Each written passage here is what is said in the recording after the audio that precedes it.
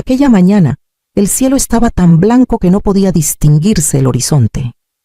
El aire cortaba la cara con una furia húmeda y muda típica de diciembre en Valladolid.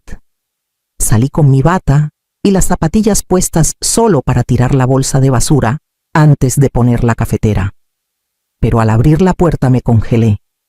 Allí en el umbral de mi casa, con los hombros encogidos, la nariz roja y los labios azulados, estaba mi nieta Lía. Llevaba un abrigo mal abrochado, las medias manchadas de barro y los dedos completamente entumecidos. Abrazaba sus rodillas como si eso fuera lo único que le quedaba en el mundo. Lía, susurré sin aliento. Ella alzó la mirada despacio con los ojos vidriosos y llenos de algo más que frío. Dolor, desorientación, soledad. «Te tengo frío, abuela», dijo apenas audible. Sin pensarlo, la rodeé con mis brazos y la metí dentro. Cerré la puerta con el pie y fui directo al salón. Le quité el abrigo helado, le puse una manta encima y le acerqué una bolsa de agua caliente que siempre guardo en invierno. La calefacción estaba al máximo desde la noche anterior, así que al menos dentro no nos faltaba calor. Lía no hablaba, solo tiritaba y me miraba como si aún no creyera que estaba allí conmigo. Le preparé un cacao caliente, lo endulcé más de lo normal y se lo di entre las manos. Tardó en llevárselo a la boca, pero al fin sorbió un poco. Vi cómo su cuerpo empezaba a relajarse. «¿Dónde están tus padres?», le pregunté con la voz más suave que pude. Ella bajó la mirada. «Se fueron de viaje con Lucas», murmuró. Sentí que se me cerraba el estómago. ¿Cómo se habían ido con Lucas y la habían dejado a ella? No quería asustarla, así que tragué mi rabia y le acaricié el pelo. No insistí. «¿Hace cuánto estás sola?», dije después sin dejar de abrazarla. Pero antes de responder sus ojos se cerraron. El calor, el chocolate y el cansancio la vencieron. Se quedó dormida en mi regazo, con los dedos aún aferrados a la taza. Me quedé allí sin moverme, sintiendo cómo dentro de mí se empezaba a gestar algo que hacía años no sentía, una furia fría, antigua, casi maternal. Apenas amanecía y yo ya sabía lo que tenía que hacer en cuanto se despertara. Apenas se despertó, Lía me abrazó como si no quisiera soltarme jamás. Le dije con calma que nos vestiríamos y saldríamos un momento, que no se preocupara. La llevé a la clínica donde aún me conocían por los años que trabajé en la contabilidad. Me hicieron el favor de atendernos rápido, sin preguntas incómodas delante de la niña. El diagnóstico fue claro: signos leves de hipotermia, deshidratación moderada y fatiga aguda. No tenía fiebre, pero la pediatra frunció el ceño al revisarle los dedos de los pies helados. Lía no habló mucho, solo se aferraba a mí cada vez que alguien más se le acercaba. En la hoja de ingreso escribieron: «Niña abandonada temporalmente». Esa frase me retumbó en el pecho. Al volver, pasamos primero por su casa. No sabía exactamente qué buscaba. Tal vez respuestas, tal vez pruebas. Abrí la puerta con la copia de llaves que conservo desde hace años, esa que me dieron por si acaso. El ambiente estaba helado, la calefacción apagada, las cortinas corridas, silencio absoluto. Caminé por el pasillo con cuidado. En la cocina, una botella de vino vacía, un par de vasos en el fregadero, migas sobre la encimera. En la mesa, una lista con lo que parecía ser tareas de Lucas y ninguna mención a Lía. Abrí la nevera. Solo había un envase de leche cortada, restos secos de puré y 2 sobres de pan con moho en las orillas. En el suelo, un cartón de zumo volcado vacío. Subí a las habitaciones. La de Lucas estaba impecable, cama hecha, juguetes caros alineados con sola cargándose en el escritorio. La de Lía no era una habitación. Era un cuarto de trastos con un colchón tirado al lado de una estantería sin libros. Ninguna prenda colgada. Solo una manta fina doblada junto a una muñeca rota. Volví a casa con Lía dormida otra vez en el coche. No hizo falta decir nada. La envolví en su manta favorita, la de estrellas azules, y la dejé descansar en el sofá. Mientras ella dormía, preparé una infusión para mí y abrí el cajón donde guardo los papeles importantes. Había algo que necesitaba confirmar antes de dar el siguiente paso. Mientras Lía seguía dormida en el sofá con las mejillas ya sonrosadas por el calor y el cuerpo envuelto como un capullo bajo su manta de estrellas, yo me senté frente al archivador de madera que guardo en el mueble del comedor. Acaricié el borde de la tapa con cierta duda. Hacía años que no revisaba esos papeles, pero sabía perfectamente lo que buscaba. Cuando Omar, mi marido, murió repentinamente, Álvaro tenía apenas 12 años. Me quedé sola con un niño triste y una nómina modesta en la asesoría contable. Renuncié a vacaciones, a ropa nueva, a cenas fuera. Trabajé horas extra durante más de 2 décadas para pagarle una carrera que no terminó a tiempo, una boda costosa con Noelia, que yo misma ayudé a financiar, y más tarde una entrada para el piso donde hoy vive con su perfecta familia, esa misma que dejó a su hija sola bajo el hielo. Con el tiempo dejaron de visitarme si no era para pedirme dinero.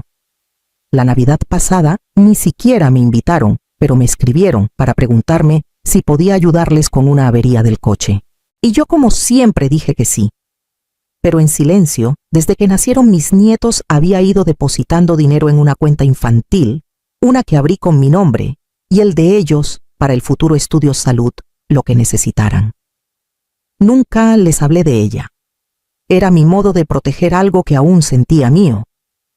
Saqué la carpeta de herencia de Omar, una que nunca había revisado con detenimiento, y entonces lo vi, una cláusula que me erizó la piel. En caso de fallecimiento y si cualquiera de nuestros nietos fuera víctima de negligencia grave, la parte correspondiente de mis fondos deberá ser administrada exclusivamente por Brunilda para el uso y cuidado de dicho menor. Me quedé inmóvil sintiendo cómo las palabras cobraban vida. Mi Omar. Incluso muerto había pensado en esto, en lo que nunca imaginamos posible. Guardé el documento con cuidado pero con firmeza, y entonces decidí algo. Antes de mover un solo peso de esa cuenta, tenía que saber cuánto quedaba realmente allí. Así que encendí el ordenador y abrí el portal del banco. Nunca había querido entrometerme en la crianza de Álvaro. Supuse que cada generación tiene su manera, sus métodos. Pero ahora, con Lía dormida en mi casa, con ese silencio que arrastraba como si le hubieran apagado la voz desde dentro, empecé a repasar detalles que antes había preferido ignorar. Recordé la última vez que fui a su casa a cenar. Lucas me recibió con un dibujo que había hecho en el colegio. Lo colgaron en la nevera como si fuera una obra de arte. Noelia lo llenó de besos. Lía también traía uno, pero lo dejó en la mesa sin decir nada. Nadie le preguntó qué era. Al final de la noche, su dibujo terminó arrugado en una esquina. La habitación de Lucas siempre estuvo decorada con vinilos de superhéroes, luces inteligentes y estanterías llenas de juguetes nuevos. La de Lía, como ya había visto, era más bien un trastero con colchón. Nunca le pusieron una lámpara de noche ni un mueble solo para ella. En su cumpleaños número 6, le regalaron un peluche reciclado, mientras Lucas presumía su patinete eléctrico nuevo. Noelia siempre tenía una excusa. Es que a Lía no le gustan esas cosas. O peor, no necesita tanto. Pero no era verdad. Bastaba con mirarla durante una conversación, se le encendían los ojos cuando se hablaba de cuentos, de lápices, de colores, de cosas simples. Pero nadie se las daba. Una tarde hace ya varios meses, Lía me preguntó si podía quedarse a dormir conmigo. Me lo dijo en voz baja mientras Lucas jugaba en el salón. Cuando le comenté la idea a Noelia, su respuesta fue inmediata: no. Es muy sensible. No aguantaría dormir fuera de casa. Pero ahora sabía la verdad. No se trataba de sensibilidad. Se trataba de invisibilidad. Miré a Lía desde la cocina mientras jugaba con una caja de botones viejos que le había dado. Separaba los grandes de los pequeños, con una concentración que partía el alma. Me propuse en silencio no volver a pasar por alto lo evidente. Entonces recordé la cuenta de ahorros. La había dejado abierta en otra pestaña del navegador. Volví al escritorio y entré al detalle de movimientos. Cuando terminé de revisar los movimientos en la cuenta, sentí que me ardía la nuca. Hacía apenas 2 semanas el saldo marcaba poco más de 9.400, dinero que había ido reuniendo con cuidado mes a mes, desde que nacieron mis nietos. Cada cumpleaños, cada Navidad, cada vez que podía prescindir de algo mío, lo ponía allí pensando en su futuro. Hoy en pantalla quedaban apenas $120. Fui bajando línea por línea. Vuelo a Tenerife, $980, hotel en Mar Azul. 1.720, restaurante El Faro. 300, parque acuático, alquiler de coche. Compras en centros comerciales, pagos duplicados en APs de comida rápida. Todo cargado en los últimos 8 días. Todo desde la tarjeta que había entregado a Álvaro, con instrucciones claras, solo gastos básicos por si acaso. Él asintió aquella vez como si le diera exactamente lo mismo, con la sonrisa de quien piensa que tiene todo bajo control. No encontré ningún gasto relacionado con Lía. Ninguno. Ni una consulta médica, ni una farmacia, ni una compra de comida infantil. Solo lujos y exceso. Y Lucas. Siempre Lucas. Apagué el monitor, cerré el portátil con un golpe seco y me levanté sin pensarlo. Lía jugaba tranquila con una caja de hilos en el suelo del salón. No le dije nada. Solo agarré el bolso, tomé mis documentos y salí hacia la sucursal más cercana del banco. Firmé papeles, mostré la cláusula del testamento de Omar, pedí retirar todo el remanente y cerré la cuenta. La empleada, una chica joven con el cabello recogido y rostro amable, me miró al final con una mezcla de sorpresa y respeto. ¿Desea llevarlo en efectivo o transferirlo a otra cuenta suya? En efectivo, por favor, y con recibo detallado. Salí con el sobre bien guardado en el bolso y un nudo bajo la garganta. Me senté en un banco frente a la plaza helada. Era mediodía, pero el aire seguía cortante. Me llamé a silencio unos minutos. Luego volví a casa. Lía dormía en el sillón abrazada a su peluche gastado. La arropé y marqué un número que hacía tiempo no usaba. Sabía que era hora de buscar a alguien que pudiera ayudarme a hacer esto bien. 2 días después del retiro en el banco, mientras preparaba una merienda con bizcocho casero y té caliente, sonó el teléfono. Reconocí el número al instante. Respiré hondo antes de contestar. ¿Qué has hecho con la tarjeta?, gritó Álvaro al otro lado. No funciona. Estamos sin efectivo aquí. Había ruido de fondo, música de hotel o de restaurante. Ni siquiera se había molestado en hablar en privado. La bloqueé, le respondí con voz firme. He retirado el dinero. Yo ya me hago cargo de Lía. Hubo un silencio seco, y luego su tono cambió. ¿Estás loca? Eso no te corresponde. Es dinero familiar. No, Álvaro, dije bajando la voz sin perder firmeza. Era para tus hijos. Y tú dejaste a uno de ellos solo durante 3 días. No tengo más que hablar contigo. Colgó sin despedirse, sin disculparse, sin una sola palabra sobre su hija. Poco después, mientras tendía una manta limpia en el sofá, donde Lía se había hecho un pequeño nido, sonaron golpes en la puerta. Era Reme, mi vecina de toda la vida. Llevaba una bolsa con pan y, como siempre, traía noticias antes de saludos. Brunilda, me enteré de lo que pasó. ¿Cómo está la niña?, le conté lo mínimo. Ella negó con la cabeza, apretando los labios. Luego se inclinó un poco hacia mí, como si no quisiera que nadie más oyera. Mi sobrina es profesora en el mismo colegio que Lía. Me dijo que la maestra intentó hablar con Álvaro y Noelia varias veces. La niña llegaba callada, con ojeras, se quedaba sola en los recreos. Pero tus hijos no quisieron saber nada. Dijeron que eran etapas normales. Sentí un temblor recorrerme la espalda. Era más que una decisión precipitada. Había señales, avisos, y los habían ignorado. Agradecí a Reme y cerré la puerta despacio. Me senté a escribir, esta vez no en mi libreta, sino en un documento legal. Sabía exactamente con quién debía hablar al día siguiente. Y sabía también que esto ya no era solo entre familia. Luis Palomar vivía a 3 calles de la mía, en un primero sin ascensor. Había sido mi compañero en la asesoría durante casi 20 años, y aunque ahora estaba jubilado, seguía con la mente más afilada que cualquier joven con traje nuevo. Le llevé los documentos impresos, una carpeta con los movimientos bancarios, la copia del testamento de Omar y las anotaciones médicas de la clínica. Esto no es solo abandono, Brunilda dijo mientras repasaba los papeles con sus gafas en la punta de la nariz. Esto es uso fraudulento de fondos destinados a un menor y agravado por desatención comprobada. Su forma de hablar seguía siendo precisa y seca. Me reconfortaba. Redactamos juntos un documento de solicitud de custodia temporal con opción a adopción legal. Luis sugirió que grabara toda conversación futura con Álvaro y Noelia si llegaban a enfrentarme. Acordamos que él estaría presente cuando eso ocurriera.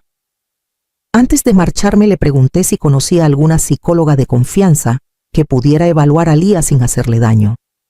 Me dio un nombre y esa misma tarde llamé. La doctora se llamaba Estela Moore y aceptó recibirnos al día siguiente. Lía me dio la mano sin miedo al entrar al despacho.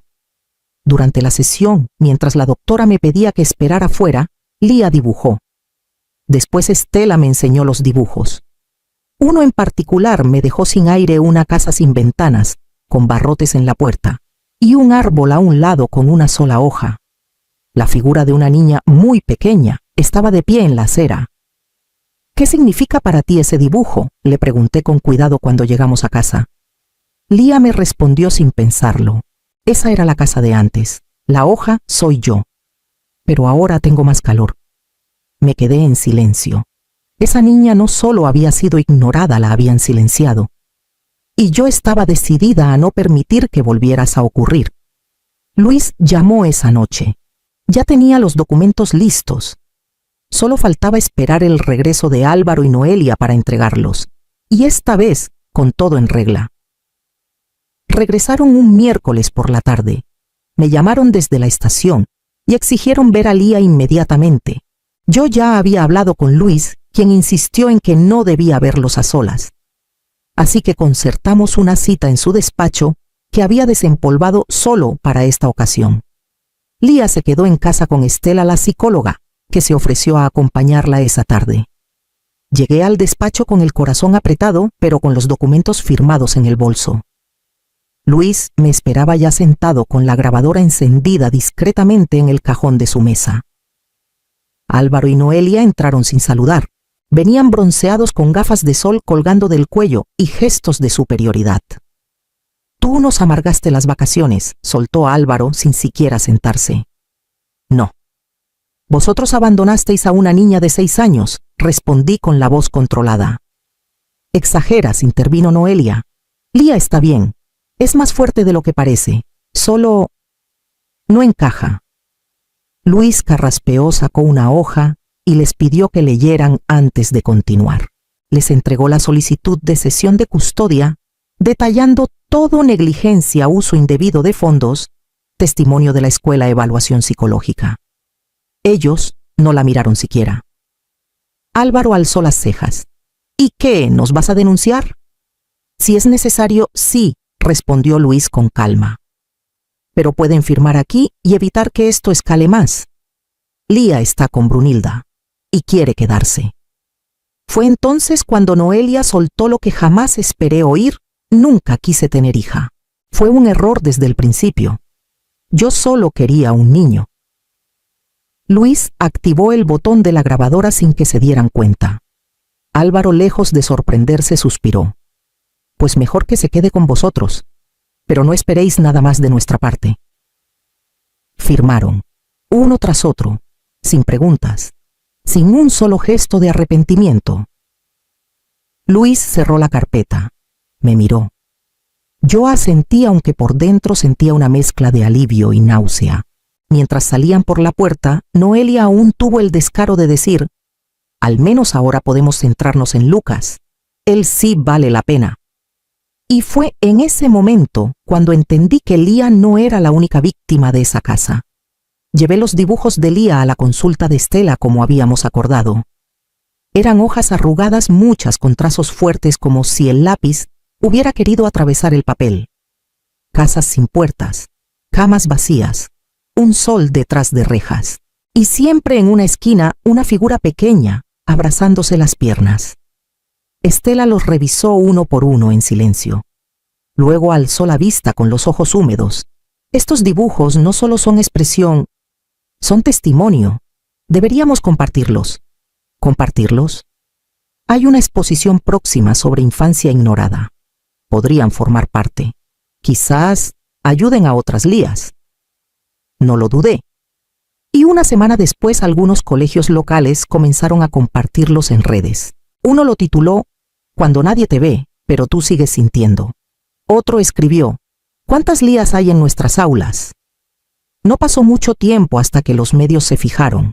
Primero fue un artículo en un blog de pedagogía, luego un periódico regional. En apenas 3 días, la historia de la niña invisible se volvió viral en la comunidad. Nunca mencionaron nuestros nombres, pero la gente empezó a atar cabos. Las fechas, el vecindario, las pistas. Y entonces la bomba la Fiscalía de Menores anunció una investigación de oficio por negligencia parental tras la difusión de los dibujos.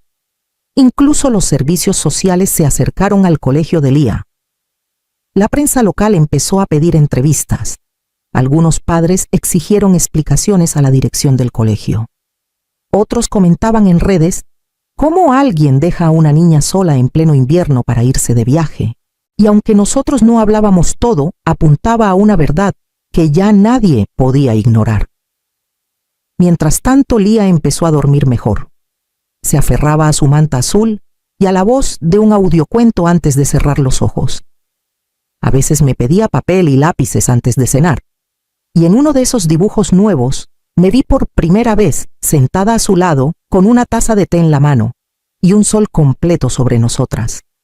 Una hoja con colores cálidos, sin rejas, sin sombras. Sabía que aún quedaba camino por recorrer.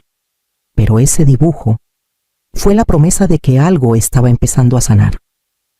La resolución judicial llegó un viernes gris, pero para mí fue como si amaneciera en plena primavera. El juez me concedía la custodia definitiva de Lía.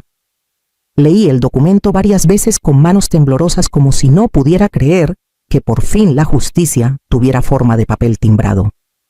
Esa misma tarde Lucas me escribió. No era un niño cruel, solo uno muy confundido atrapado en una casa donde las prioridades estaban al revés. Su mensaje era corto pero cargado de peso. Perdón por no haber hecho nada. Lía no lo sabía leer del todo, pero cuando le conté que su hermano había escrito para pedirle perdón sonrió. Una sonrisa amplia con esos huecos donde pronto crecerían nuevos dientes y con una expresión en la mirada que ya no temblaba. Transformé la habitación de invitados en su pequeño refugio. Pintamos juntas las paredes con tonos cálidos. Colocamos una estantería con cuentos y un rincón para dibujar. Sobre la cama colgué un cartel que decía «Aquí siempre hace calor». Ella lo eligió. Con la ayuda de Luis, interpusimos una demanda contra Álvaro y Noelia por $30,000. No solo por el uso fraudulento del dinero, sino por el abandono emocional y psicológico. La denuncia pública hizo lo suyo, sus empleadores no quisieron verse vinculados a semejante escándalo, y ambos perdieron sus trabajos. No lo celebré. Solo sentí que al fin las piezas empezaban a colocarse en su sitio. Aquella noche entré en la habitación de Lía para apagar la lámpara. Dormía de lado abrazada a un peluche nuevo, con una expresión serena que yo no le había visto jamás. Me senté a su lado, le acaricié el cabello y susurré, «Ya no estás sola». Y yo tampoco. Apagué la luz y salí del cuarto despacio, sin cerrar la puerta del todo. Al otro lado del pasillo, colgado en la pared, estaba uno de sus dibujos favoritos, un árbol lleno de hojas y una casa con ventanas abiertas. La primavera, pensé a veces, se esconde bajo la nieve, pero siempre vuelve.